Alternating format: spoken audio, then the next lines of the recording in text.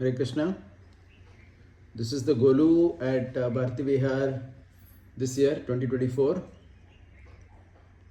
It is based primarily on the Ramayana, and it also contains several stories or prayers as written by Kulashekara Alvar and Tirumangai Alvar. So let's see each of these exhibits in detail in close up.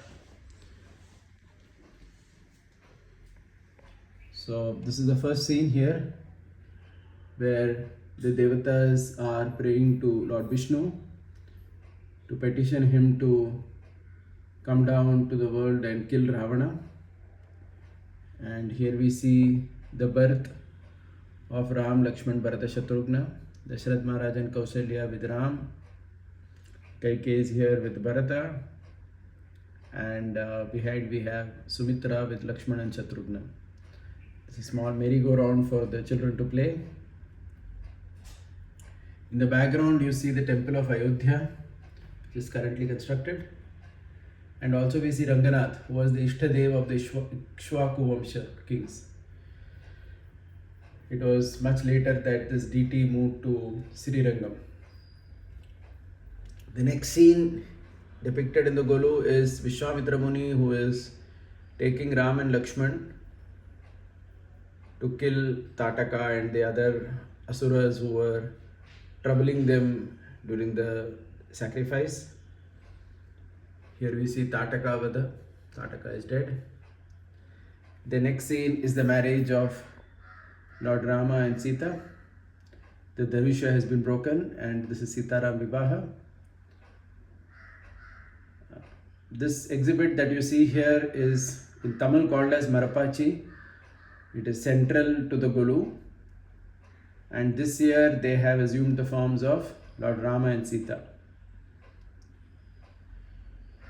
The next scene is Ram after the marriage. As he goes back to Ayodhya, Parshuram challenges him, and Ram, Sita and Lakshman here are seen, and Lord Ram is dealing with Parshuram to destroy whatever pride was there in him. The next scene is Kaikeyi. She is asking her two boons from Dasharath Maharaj, that Ram should go to the forest and Bharat should be coronated, and Dasharath Maharaj has collapsed. But Kaikeyi is indifferent. The next scene is Sri Ram taking blessings from Kaushalya Devi before he goes to the forest. It's a very beautiful section in the Ramayana where Kaushalya Devi gives several wonderful blessings to her son.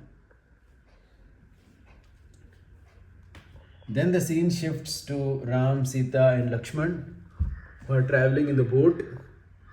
Guha is taking them across the Ganga. And then they go to Chitrakoot, where Bharata comes to petition Ram to come back, but Ram refuses, so Bharat takes the Paduka and leaves. The next scene is Panchavati, where Lakshman chops off the nose and ears of Surpanaka when she comes to attack Sita Devi, followed by the golden deer, which is Marich himself, which is shot by Lord Ram, and Ravan here, who has come to kidnap Mother Sita. Ram then later meets Jatayu, who informs him about Ravan as having kidnapped Sita. Below what you see here are the pasurams of Kulashekara Alvar, in which he has relished these wonderful pastimes of the Ramayana. And the first line of the pasuram here is written in Tamil. Then Lord Ram moves to Kishkinda Kshetra, where he makes friendship with Sugriva. And following the friendship, Vali is killed, and Ram gives the Chudamani to Hanumanji, who goes in search of Mother Sita. Hanumanji, as we know, he goes to Lanka and he burns entire Lanka. And when he comes back, he informs Lord Ram of having seen Sita Devi.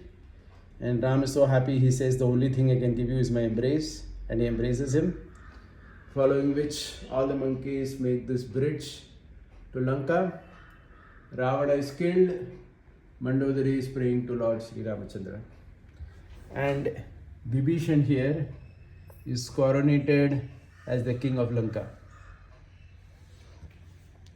The subsequent exhibit that you see here is written by Tirumangai Alvar, where he writes that the remaining Rakshasas who were there in Lanka, they have all come here to plead to Lakshman, Jambavan, Sugriv, Angad, etc. that please do not kill us, do not harm us. We have nothing to do with this conflict. Ravana is dead, Kumbhakarna is dead. Please take Sita Devi away from here and spare us of any further trouble. They say that in fact we are also now supporting Lord Ram only, and hence do not inflict any harm upon us. As you see here, all these Rakshasas have Jai Sri Ram written on their drums and on their flag, etc. Tirumangai Alvar, however, writes that there were some Rakshasas who were still adamant on continuing the war, as you see here. They thought that let's give it a try, but some other Rakshasas come and tell them that let's not continue this conflict, let's make peace with Lord Ram. So this is a beautiful additional story written by Tirumangai Alvar that you see here. And then we see that Lord Ram, Sita Devi, Lakshman and Hanuman, they have now come back to Ayodhya and Ram is coronated. The blessings of Ramayana are given here in this famous verse, Kale Varshatu Parjanyaha, that anyone who recites the Ramayana will have all these benedictions upon him. Now the scene shifts to Tirupati, and the connection is shown here that Ramanujacharya, he goes to Tirupati to learn from his mama Sri Shailapurna the secrets of the Ramayana for 18 days. And it is in the same Tirupati that Kulashekar Alvar, he has come here to pray to Lord Balaji. So Kulashekar Alvar, as we know, he was a king earlier, but now he has renounced all his kingly duties and he has come to pray to the Lord. And he's petitioning him for eternal residence in Tirupati. So there is a beautiful exchange which is depicted in this row. Kulashekara starts by praying that please make me a crane. In Tirupati there is a pond called as Anantasaras. So Kulashekara Alvar says, make me a crane over there. Why crane? Because the back of a crane is bowing down like a conch shell. So I wish to be like a crane permanently living in this holy pond of Anantasaras. Lord Balaji tells him that, hey, look, if you be a crane, then it's likely that all the other cranes, when they migrate to some other place during a particular season, you may also fly away from Tirupati. Then Kulashekara thinks about it deeply and says, yes, that's likely, so please make me a fish then. Because as a fish, I will permanently be in the waters here. Balaji then again tells him that, hey, look, as a fish, during the summer season, when water may be less, there may be some canals released. And as a fish, you may move away from Tirupati. So then Kulashekara Alvar says, okay, then make me the priest who comes daily to Tirumala with a golden vessel in hand. Even today, there is this custom where there is a priest who comes in the morning with a golden vessel with various worshipable items for Balaji.